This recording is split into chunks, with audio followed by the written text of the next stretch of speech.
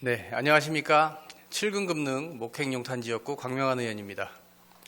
먼저 사전 발언의 기회를 주신 박혜수 의장님을 비롯한 동료 의원 여러분께 감사의 마음을 전합니다. 튀르키예 대지진으로 희생되신 분들의 명복을 빕니다.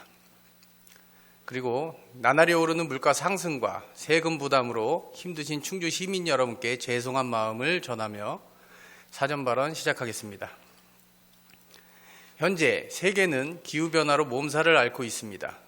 겨울에도 따뜻한 미국 동부는 폭설과 한파로 인명과 재산 피해를 입고 북극 알래스카는 이상 고온으로 때맞지 않은 포근한 날씨를 보이고 있다고 합니다. 이러한 현상들의 이유 중 하나는 자연 파괴에 의한 탄소 증가가 그 원인으로 지목되고 있습니다. 이를 해결하기 위해 UN 기후변화 협약에서는 탄소를 감축하기로 협의하고 우리나라도 2050년까지 탄소 중립 정책을 선언하고 정책을 수립해 이를 시행하고 있습니다. 탄소 중립 정책 중 탄소 배출이 없는 전기자동차 지원 정책이 있습니다. 전기자동차는 국비와 지방비를 포함해 900만 원에서 2,400만 원의 지원금을 지원하기에 현재 기하급수적으로 그 수가 늘어나고 있습니다. 이렇게 전기자동차 보급이 활성화되는 와중에 전기자동차 화재에 대한 위험성이 대두되고 있습니다. 전기자동차는 고용량 고전압 배터리를 장착하고 모터로 전기를 방전시켜 구동하는 방식입니다. 헌데 리튬 이온, 리튬 폴리머 배터리의 불안전성으로 화재가 일어나는 일이 발생하였습니다. 현재 시민들은 전기자동차를 꺼려하는 것을 넘어 혐오하는 일이 생기게 되었습니다. 실제 일반 내연기관 자동차와 전기자동차의 화재 비율을 조사해 보았습니다.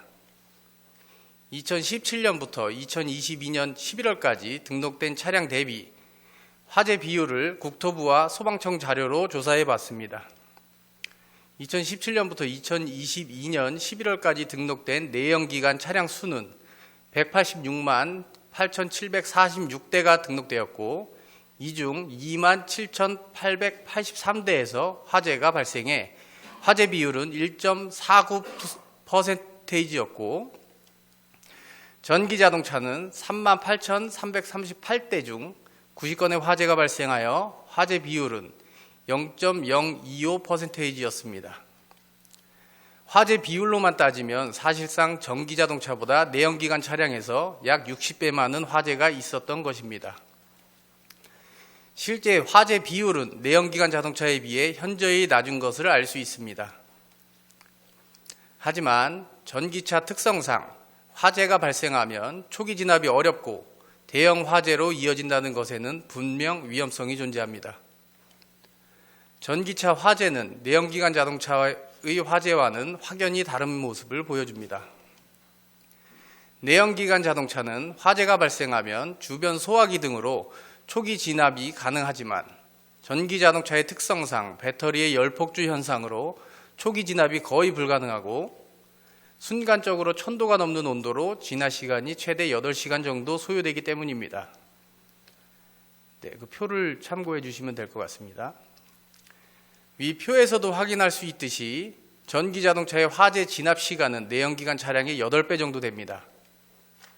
전기자동차의 가장 효율적인 화재 진압 방법은 전기자동차를 물에 담가버리는 소화 방법입니다. 영상을 시청해 주시기 바라겠습니다. 전기차에 난 불을 끄는 데는 차를 통째로 물에 담글 수 있게 하는 이동식 수조가 쓰이고 있습니다. 전기차 화재 진압 방법 가운데 가장 효과적이라고 평가받고 있는데 활용이 쉽지 않습니다. 김현지 기자입니다. 서울의 한 테슬라 서비스 센터 앞에 주차된 전기차에서 시뻘건 불길이 치솟습니다. 아무리 물을 뿌려도 잦아들지 않던 불길은 이동식 수조를 가져와 차를 통째로 담근 뒤에야 3시간 만에 꺼졌습니다. 전기차 화재는 대부분 배터리 온도가 1000도까지 올라가는 현상에서 비롯되는데 배터리를 냉각시켜 불을 끌 수 있는 이동식 수조가 주목받고 있습니다. 최장 7시간까지 걸린다는 게 이 수조 안에 장시간 넣어놔야지 이 배터리 온도가 다 떨어졌다고 판단하고 불이 1차적으로 진압됐다고 판단되면 차량 주변에 수조를 깔고 공기를 주입해 울타리를 치는 겁니다. 그런데 국내에 보유 중인 이동식 수조는 전국적으로 44개에 불과합니다. 인천과 광주, 대전 등 8개 소방본부는 아예 없고 충남, 세종, 울산 등은 한두 개뿐입니다. 수조 1개에 2천만 원가량 하는 데다 운반 차량까지 필요하다 보니 예산 확보가 쉽지 않은 겁니다. 보관 차량도 따로 필요하고 이동 차량이 따로 필요하고 가격도 많이 좀 비싸기도 하고 저희가 예산이 또 그렇게 아주 여유치는 않잖아요. 이동식 수조가 없는 지역에서는 산소를 막는 질식포를 차량에 덮거나 배터리에 구멍을 뚫어 물을 넣는 방식을 쓰는데 진화가 힘들고 재발화의 위험도 큽니다. 소방당국은 올해 이동식 수조 72개를 추가 확보한다는 계획입니다.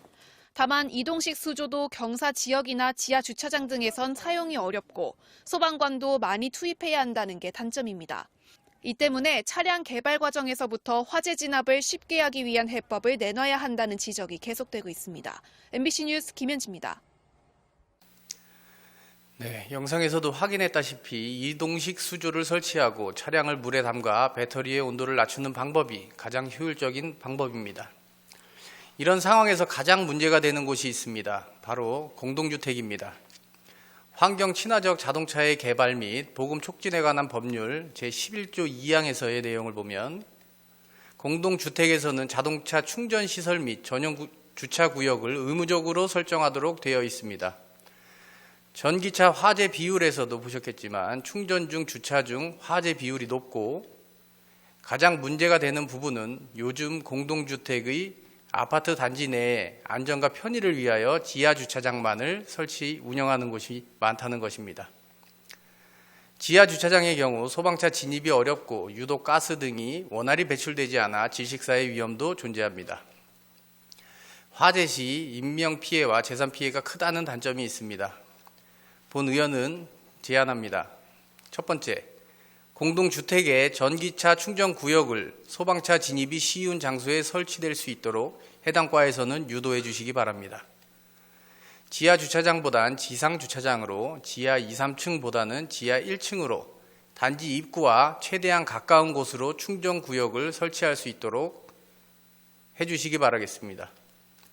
두 번째, 전기차 충전 구역을 옮길 수 없는 상황이라면 전기차 화재 시에 매뉴얼을 만들고 자체 소방 장비를 준비할 수 있도록 지원해 주시기 바랍니다. 공동주택 자체 이동 수조가 구비되어 있다면 화재 발생 시 소방관만 진입해도 화재 진압이 용이할 것으로 생각합니다.